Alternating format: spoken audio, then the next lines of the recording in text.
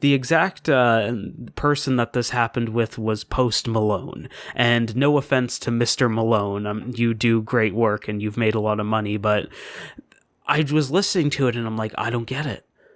What's good about this? And I know there's a lot of people that enjoy it, and I understand it from that part, but it was that like, oh God, am I old now moment? Chances are, if you've had an argument with somebody, at some point they told you, back in my time, back in my days, things were different.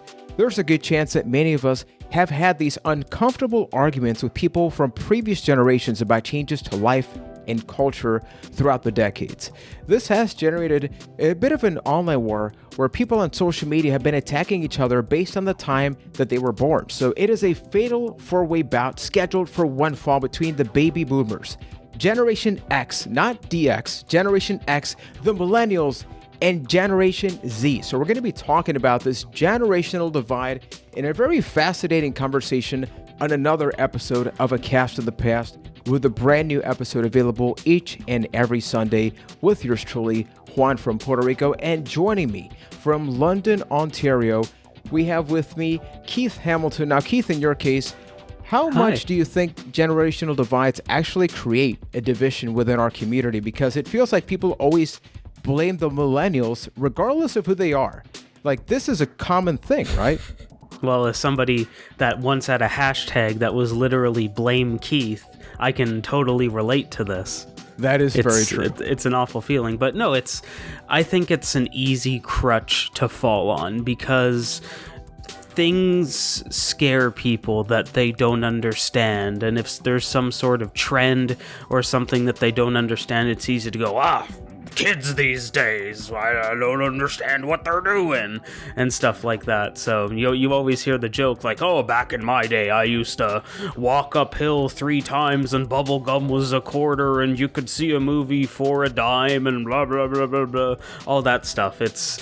It's something that I think happens to all of us eventually. Yeah, I think it's such a normal part, but I think the challenge is people are so sure that they're not going to be the next ones to do it. Like, oh no, my generation, we're going to be doing it differently. Like, I'm not going to be the guy that complains. And as they say that, usually that's followed by complaint. Yep, as somebody that this has happened to more and more recently, it creeps up on you and hits you before you know it. Yep.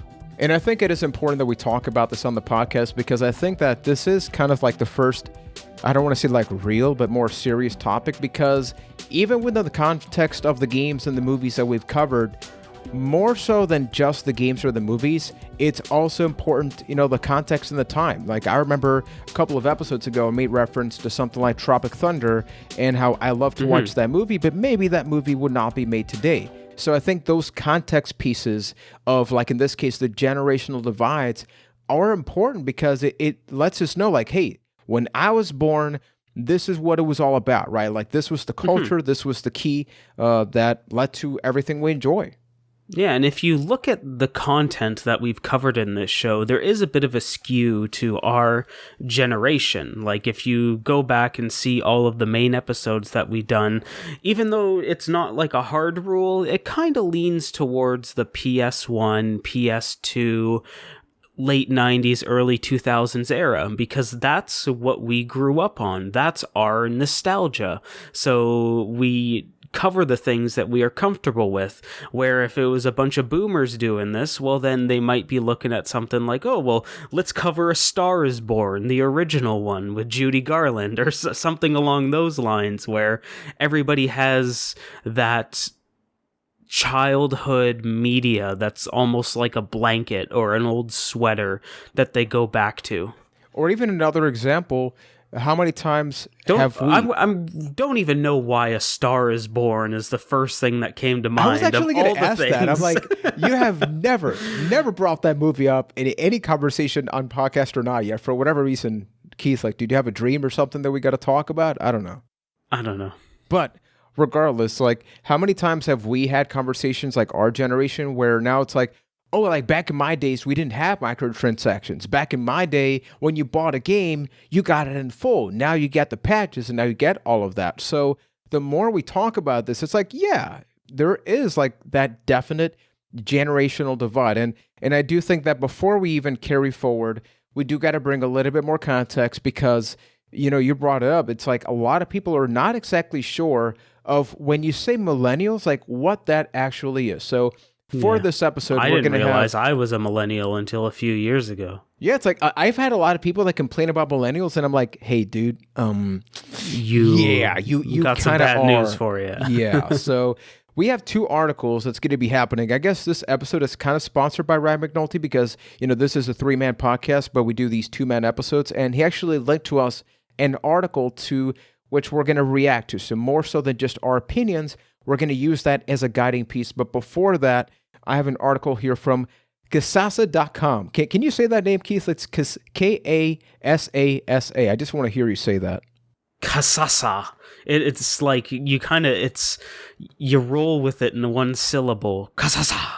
Sounds amazing. But as of 2019, they say, here's a breakdown by the ages. So baby boomers were born between 1946 and 1964, and they are currently between 56 and 74 years old, which estimates to 71.6 million baby boomers in the U.S. Now, Generation X was born between 1965 and 1980. And again, not D-Generation exactly, X. Very important. Because that's like 5 people. Even though Triple H is around that age, but for non-wrestling fans, these were born between 1965 and 1980 and are currently between 40 to 55 years old and account for 65 million people in the U.S. Now, this is where we get to our generation. Gen Y, or millennials, were born between 1981 and 1996. Once again, 1981, 1996. They are currently between 24 to 39 years old and account for 72.9 million people in the United States. All right, and then this next part is where I want to start slamming my head against my desk. Exactly. This is where it gets, this is where we begin. We are going to feel very old, people, okay, in this episode. And then Generation Z is the newest generation to be named, and were born between 1996 and 2015. They are currently between 5 to 24 years old and account for approximately 68 million people in the U.S. So baby boomers, Gen X, millennials, and Gen Z. That's very important for the context of this whole conversation. Mm-hmm. And everybody that was born after 2015, we'll talk to you in a few years. Exactly. We've not identified what you actually are. I mean, this is like the transition with Is TikTok. it going to be like Gen AA? Not like Alcoholics Anonymous, but like, when you go to the end of the alphabet and then you go to like the beginning it's like, twice. Man, we reached the end. I guess just like Z1, Z2, Z3. Whose crappy decision was it to start at X? Like, you got 3 letters to work with here. Right, Why don't you start with like Gen P or something? Yep. So a lot of this argument, or I guess the main article that we're going to quote is from an Australian website called the Sydney Morning Herald. This is the article that Ryan mentioned. This is also going to be available on the description of the YouTube section, or it's also going to be available on the podcast apps within the description. Yeah, I'm just going to make a note of that to make sure I remember to do that. We actually got to make that happen. So Keith is the one that does that one. And the article is Plot Twist. Millennials are getting the OK Boomer treatment from Gen Z. And they read, when OK Boomer became the standard response last year from millennials to dismiss the attitudes to the things they didn't like about the older generation, many baby boomers were frustrated. Now, in a real-life plot twist, millennials are beginning to understand how they feel as Gen Z rises up. And this is where I'm going to ask you something, people, especially Keith. Like, this is where we are going to feel old AF, which is... Right now, Keith, you are 29, right? Yes, I turn 30 this year. And I'm 30. I'm turning 31 next month. So have you had situations, whether it be at work, social media? I know even though you don't use a lot of social media, you maybe browse through it, like Reddit's threads also apply.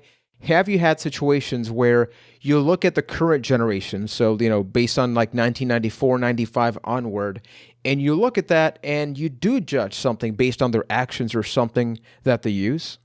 Oh, absolutely. Like, for me anyway, the thing that I find, like, the first front that this happens on, at least for myself, was music, where there comes a point in everybody's life, and like I joked about earlier, you don't know it's coming until it happens, where you don't get the music anymore. Like, all of a sudden you're like, hey, you like what's coming out, you like the new stuff, and then the new stuff stops making sense to you. And now I'm closer to music, like as my day job, I work in radio, so I hear a lot of it. And there was a shift that happened like a year ago. The exact person that this happened with was Post Malone. And no offense to Mr. Malone, you do great work and you've made a lot of money, but I was listening to it and I'm like, I don't get it. What's good about this? And I know there's a lot of people that enjoy it, and I understand it from that part, but it was that like, oh god, am I old now moment where I'm not understanding what the kids like anymore, and I'm staying in my comfortable bubble, and all of a sudden songs like Stairway to Heaven start sounding a hell of a lot better to me than the new stuff, and then you realize, uh-oh, it happened. And it's it. And then it's over. And I think you brought up a really good point, because I think it's Ryan usually whenever we talk about especially old movies that we've not watched. And, we recently reviewed Paprika, but that's from 2006. So I'm saying like anything that we talk about like early 90s, right? It's something that we don't necessarily have nostalgia for, but when we do talk about something that, even if it's like an artist that you didn't like, there's that level of comfort that that artist was from the year that I was a teenager. Therefore, I feel a little bit more comfortable than somebody I'm not familiarized with. So like I think us we're and the defending. Backstreet Boys. I mean, I love Backstreet Boys though. So like, I know, right? Exactly. But like a lot of, I've seen threads online of kids nowadays saying like, I mean, not all of them obviously, but some things like, hey, it's like super hokey. And I think we just cannot help but have that. And I do want to bring up something. You're a big Harry Potter fan, Keith. I think you are. I enjoy the movies. Okay, I will in no way say that I am like a giant fan, but I really enjoyed watching the movies, and the ride at Universal Island Adventure is probably the coolest thing I've ever been on when we went together. Yeah, we actually went there, so that could be another story. But in this article, they brought up, and I think a lot of this, the fire was lit by just people being attacked on social media. Like, did you know that, Keith, people on social media actually like complain against each other? Right.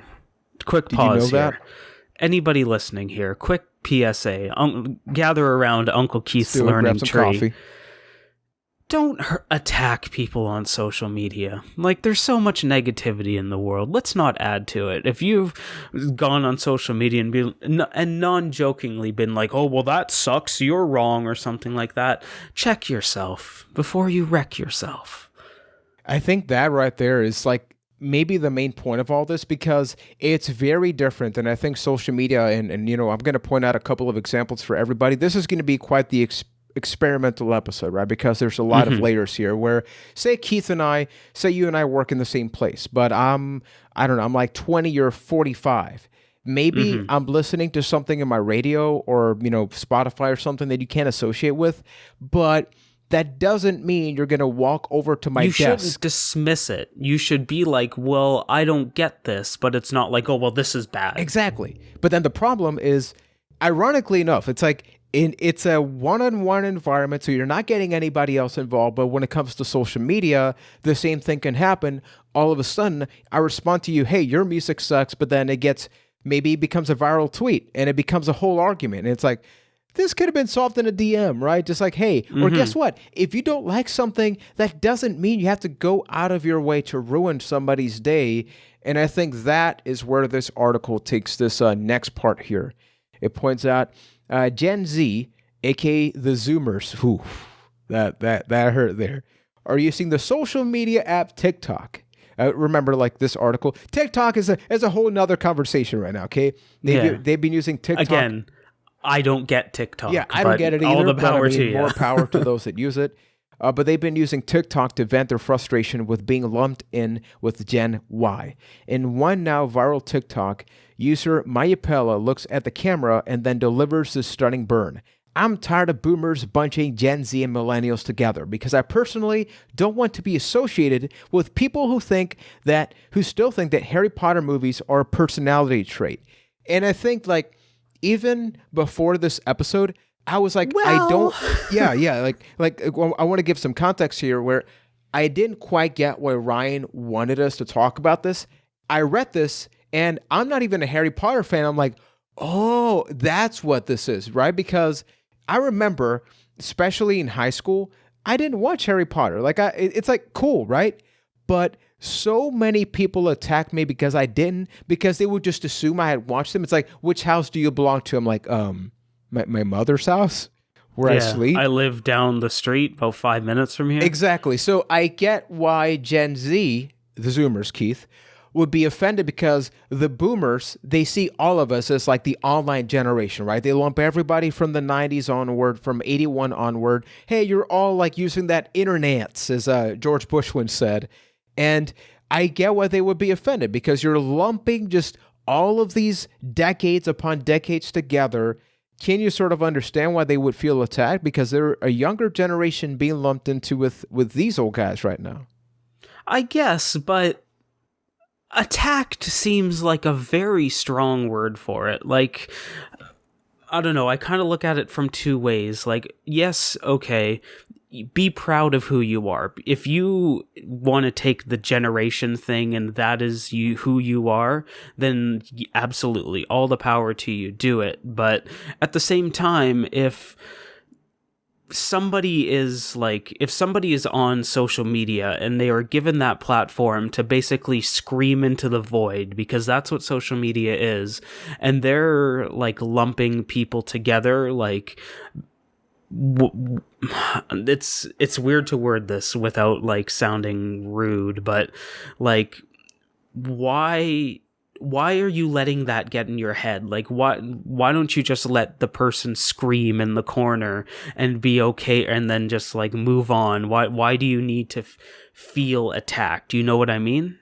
I actually get you, because it's a very difficult conversation, because we are not that generation, right? And that alone makes us sound old. And it makes it hard to say, because like, as this millennial group, and I want to roll my eyes just saying this, like, we don't understand the boomers the same way that the boomers Keith, don't understand. Said we don't understand. You know who says that? An old person does, Keith. An old person, okay? You're right. But like, it's going back to this fatal four-way thing that you talked about. It's everybody that's mad at everybody. Like, as millennials, we don't get Gen X or the boomers or the Gen Z, and the Gen Z are mad at us, and then they're mad at the boomers because they compared us, and then that makes us mad at the Gen X at the same time, and it's all confusing, and everybody hates everybody at the end of the day, and it just becomes a giant negativity cesspool, and then the world would be better off without it. I think part of the reason, like, outside of like this podcast and all that, I do a lot of work in the community.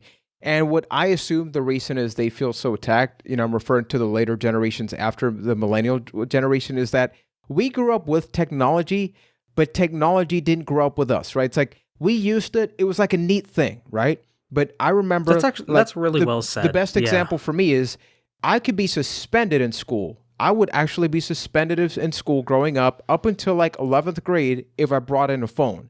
Nowadays, schools would not allow you in school without a phone, out of security and all that. So I think we got to keep in mind that there's this dependency of technology, and this article even points out that those later generations are still trying to identify who they are, right? Because for us, like, even go on social media, right? It is so defined. Like right now, the 90s are in. You look up, like, 90s is a nostalgic thing from like the old cups. I mean, we've talked about 90s snacks, so it's very well defined. I think those later generations, because they're still trying to identify who they are, they're looking at the boomers, just lumping them up with us. And they're kind of going like, no. Like, I'm still figuring myself out. Like, do not lump me up with those 30-year-olds. And I think there's a bit of a diminishing return when it comes to everything that comes after you, right? Trying to go on like the other side of this argument and look at the attacker's perspective. If you are lumped with this label, then everything after you, like, you kind of stop caring about it, right? For the person that's like, oh, okay, well, I'm a baby boomer, and then there's your generation, and then everything else that comes after it, and why bother learning it? You know what I mean? So I can see it from that point as well. Yeah, because I think that baby boomer generation, which like my mother's part of that generation, right? It's like they kind of knew what we were because the 90s were not far enough from them that they saw But that at growth. the same time, you would look at it, and I think that's how we look at the other generations today that come after us. Like, you look at it as the kids. You don't look at it as millennials, at least in my opinion anyway. You don't look at it as, oh, like, these are the Gen Zs. These are the Gen Y.2s. Like, it's the kids. Anything younger than you by a significant margin is children. The kids these days. And we don't even realize that the kids is a nice way of saying not kids. It's a way of saying, hey, you're less younger than people. Me. Yeah, it's like you're like you have it so good because Matt. Go back eat in my your day, damn avocado toast, kids. yeah, the avocado toast. And here's actually a really good example. So there's a couple of tweets or they are screenshots from this TikTok video. So once again, credit to Maya Pella on TikTok. I don't even know, like TikTok's running through its own problems, so I don't know what's happening right there. But is it legal still, or is that a thing? I don't know. I really don't even know. But there's a couple of comments, and there's this thread. I'm just going to read a couple. They say, okay, so remember, these are Gen Z talking about millennials, right? So keep that in mind. They be 34 talking about, I'm a Hufflepuff, like grow up and do a line of coke already. Which, like, first of all, whoa, that's a little intense. Yeah. Or here's one that I'm like, oof. Even I don't do this, and I feel attacked. Or that BuzzFeed knows their favorite wine, because right now, because nostalgia is a thing, but I don't think baby boomer generation associates with nostalgia. They think like that was oldies for them. For us, it's nostalgia. You know, how many times have you seen a BuzzFeed article, the 10 things that you missed from the 90s? It's like, oh my goodness, oh my God, puka shells. I remember them. So I totally get that. And they even have here, millennials will attack you if you disrespect their Harry Potter house. So even myself, that I didn't drink wine at that point, I didn't care about Harry Potter, I completely understand that like sort of like making fun of that. But then the millennials, Keith, the millennials struck back. So this is still happening. Oh. So get ready, Keith. Like, first world problems, Twitter war, multi-generational wars. Okay, so you're making my head hurt now. Absolutely. Oh, like you knew that was going to happen in this episode, people. I don't want to be a part of this anymore. So here, our friend Ken. I mean, he's not my friend, but he's called our friend Ken on Twitter. Wrote, Gen Z doesn't know what it's like to play outside, to roam the neighborhood untracked via smartphone. Us millennials, we were the last to have a real childhood. We were free and proud of our streets, like in the movies. We could spend 3 hours just grabbing sticks and beating the shit out of each other until we were black and blue, and that was a fun day outside. Exactly. And look, here's the thing. Here's the actual difficult part.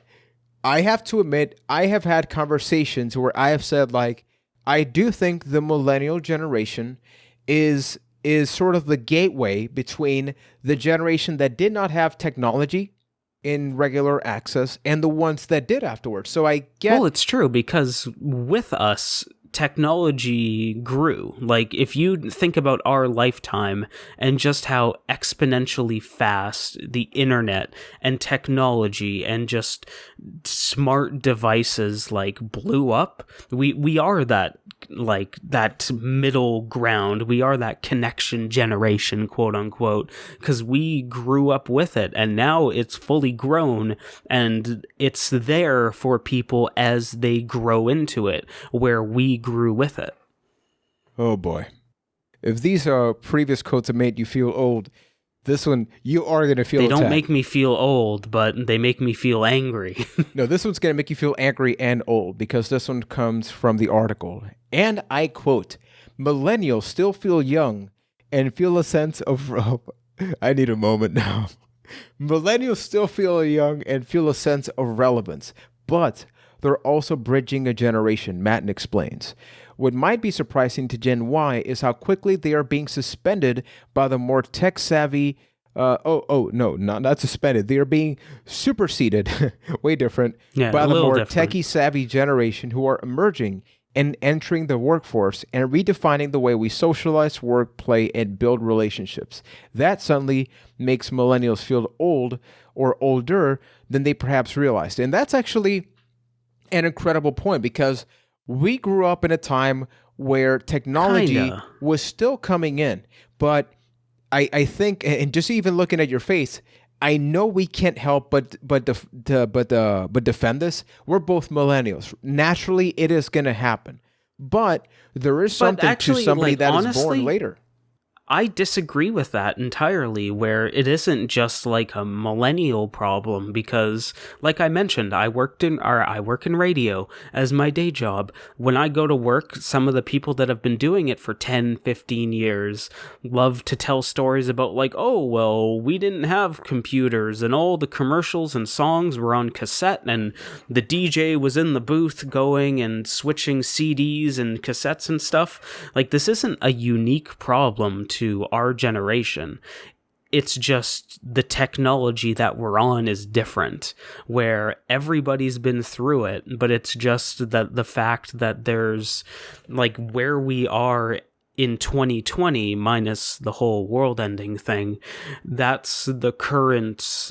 It seems new because that's what's currently happening, but it's been a recurring circle since the dawn of time, pretty much. Like when cavemen discovered fire, then you had the people that were without fire are slowly getting phased out of the caves, probably. You had that conversation going on. So it's not unique, it's not new. So from that respect, I disagree. And I think there's two more really interesting points about this. For me, it's that even though I'm technically a millennial, when you look at a lot of the traditional traits, let's call it, of a millennial, I didn't really have them.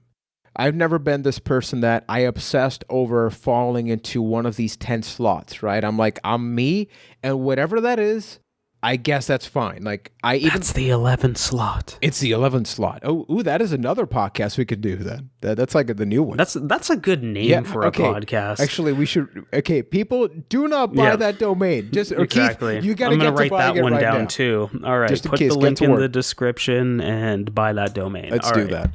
No, but I think it is a matter of like that. That's one thing, right? The other one is that I think where it is different is before we had the water cooler talk, or the comparison that I did where if you and I worked in the same environment, it would be a lot easier. But social media makes it so accessible. Like, all jokes aside, look at something like TikTok, right? The fact that I've seen 12, 13, 14-year-olds be in articles where they have not thousands. Sometimes they'll have like over 1 million viewers. And it's a 12-year-old in their bedroom doing some weird dance that I can't associate with. That's something that just would not happen back in the day, right? Just like when I was growing up, I still, if I wanted to make a film, I still couldn't because really do that. America's Funniest Home Videos had like a lock on that market. Yeah, no, but even then, it's like, imagine the fact that you had to like ship out that VHS now. Nothing stops you right now after this podcast from recording a video and publishing it. Sure, maybe it gets a whole lot of views, maybe it gets no views, but I think people are so obsessed over immediately identifying who they are now instead of just like, hey, give it time, man. Like, I don't think anybody grew up in the 90s. Like, I don't remember growing up being like, oh, this is what the 90s is all about. Like the Backstreet Boys and Britney Spears and NSYNC and VHS tapes. Like, that happened afterwards. That happened like after we had a chance to grow up. That's when you identify, right? Like, I never looked at Titanic and thinking like, oh man, I'm going to be nostalgic for this movie in 20 years. That happened many years after. So I think it's a matter of just like enjoy the ride. And when it's time to identify with something, just do it, but don't attack everything else along the way. It's true.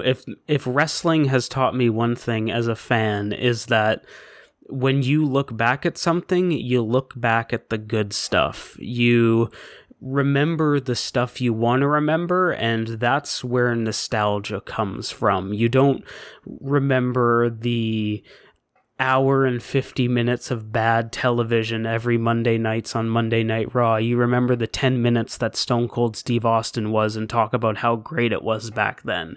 So you are able to nitpick the good stuff. And then from the other side of it, you're able to nitpick the important stuff and use it as reference. Whether you like it or not, of the early 2000s and late 90s, Harry Potter was a huge thing. It might not be a huge thing to you, but it's on that scale of something like a Britney Spears, like a Backstreet Boys, like a Terminator, like a Star is Born, I guess. But then you're able to take that and use that as an example to attack something that maybe you don't understand.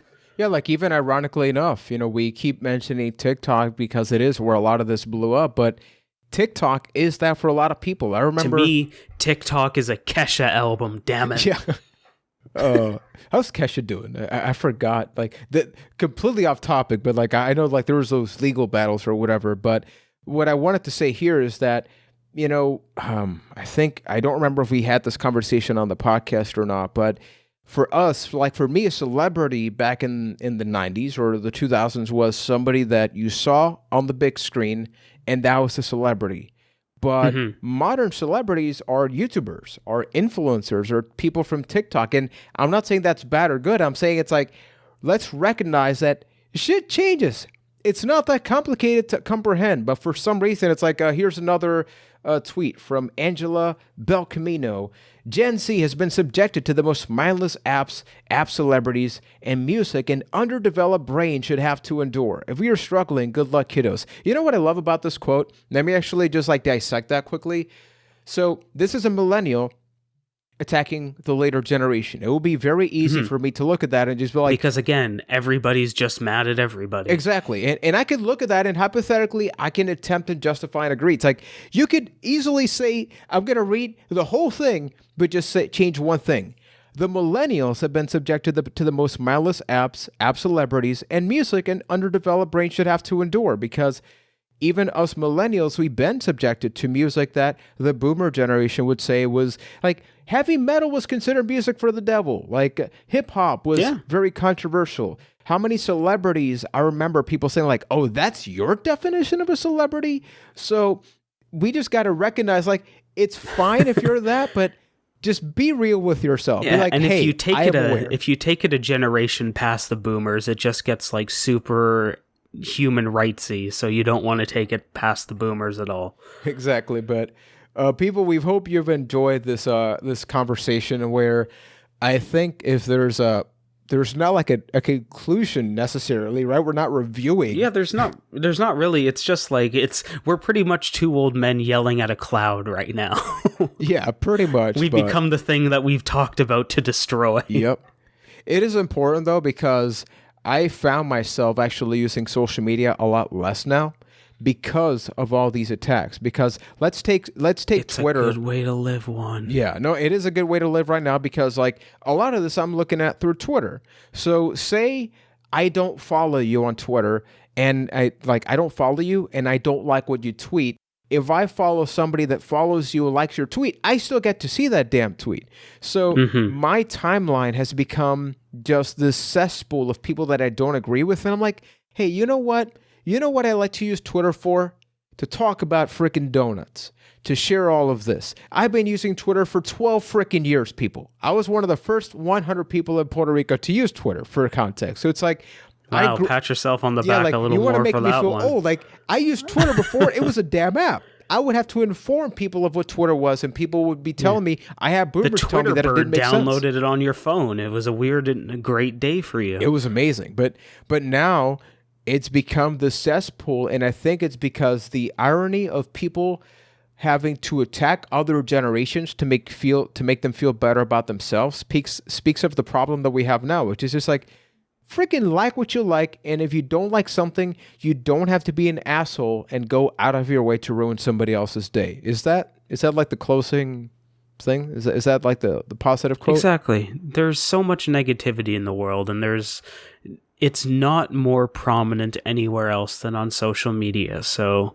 next time you think about sending something mean, sending something hateful in a non-joking way, because hey, let's be real, if you're making jokes and you're telling somebody on Twitter that posts a lot of pictures of donuts, like, I don't know, my co-host, and telling them that they might need an episode of Intervention soon, hey, it's kind of funny. It's kind of funny until it's not, where you actually need that donut intervention. So stuff like that, I think if it's an understood mutual giggle, then it's okay. But if you're doing it to be vile, you're doing it to be nasty, just like the world has enough of that. Why do we need more? You know what I mean? As to quote one of my favorite Disney influencers, because that's a thing I watch, it's nice to be nice, people. Just remember that. It's nice to be nice. And speaking of it's nice to be nice, remember that if you want to keep the conversation going, we can talk about this on Discord, and I would love to actually have this conversation on the Discord, casttothepast.com/Discord, and that way... Yeah, you know what? Positive or negative? Yeah. Because I'm walking away from this episode not sure how I came off. Like, we said a lot of words, and I don't know if it's going to be something that's taken negatively or positively. Because that's the thing. I'd love to hear your input about it. It's not a winning argument, right? I think that is the problem, is that when people talk about these things, they immediately go in, I'm right, you're wrong, here's why. That is not the point of all this. So if anybody wants to talk about that. And I think, and hey, I'm sitting here thinking that's wrong. It should be more, I don't get it. I might try to understand it, but even then, I might not. Exactly. So everybody, you can subscribe at youtube.com/acasttothepast. And if you want to support the podcast, you can leave a 5-star review on Apple Podcasts, Spotify, Stitcher, even on Facebook, facebook.com/acasttothepast. And then next week, this fine gentleman and myself are going to have another expansive, extended conversation about a topic related to video games. We're actually going to be talking about this whole concept of decisions in video games. Do they matter, Keith? Leave them a little teaser there. Yeah. They do. Oh, okay. And they don't at the same time. Oh, come on. Don't be that guy. I saved you an episode. Don't be that guy that plays both sides and just, screw it. We'll be back next Sunday. Go listen to Stairway to Heaven. Exactly. Damn it. Just go listen to Stairway to Heaven. We'll be back next Sunday with another episode of A Cast to the Past. Ryan, please judge us and let us know how we did. If you approve of both of us as the older millennial of the three, you are the wise man, my friend. I need some avocado toast after this episode. Oh, yeah.